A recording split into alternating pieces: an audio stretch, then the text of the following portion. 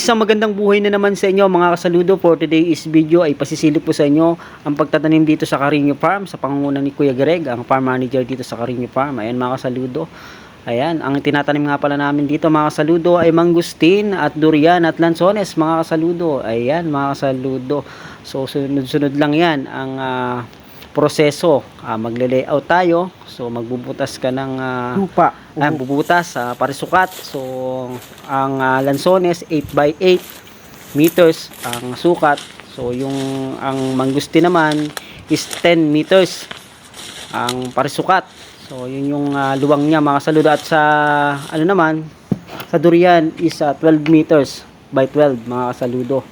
Ayan mga kasaludo, so yan, katulong nga rin pala dito si Kuesed. Ayan mga kasaludo, yan ng taga hukay. Ayan mga kasaludo, at tatagitanim naman si Kuya Greg mga kasaludo. Ayan, ayan, utay-utay lang ang kanilang pagtatanim. So yan mga kasaludo, so ang kay sarap naman talaga na meron tayong hinihintay balang araw mga kasaludo. So talagang dapat dito sa pagtatanim matyaga ka, and then syempre hindi ka mainipin syempre. So pag pinapangalagaan natin yung mga tanim, so balang araw pag inalagaan mo mabuti yan ay magbibigay ito ng magandang mga mag-harvest ka na maraming bunga dito mga kasaludo. So yan mga kasaludo, so syempre kailangan mong i-maintenance yan, linis yan, gamas ng paligid, so apply ng mga fertilizer, so gabay yan sa mga paglaki ng mga punong prutas yan mga kasaludo.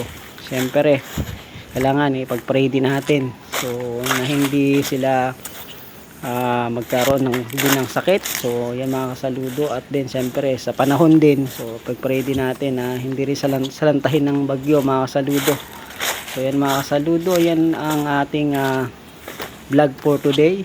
So sana may natutunan kayo sa ating munting vlog na ito mga kasaludo. So yan, tanim-tanim, kaya naman maluwang yung ating spacing dito mga kasaludo upang sa ganoon makabuelo yung ating mga punong prutas, so wala siyang kaagaw so masyado. Kaya naman maluwag yung ating spacing na ginawa dito para naman makabuelo yung mga punong prutas mga kasaludo.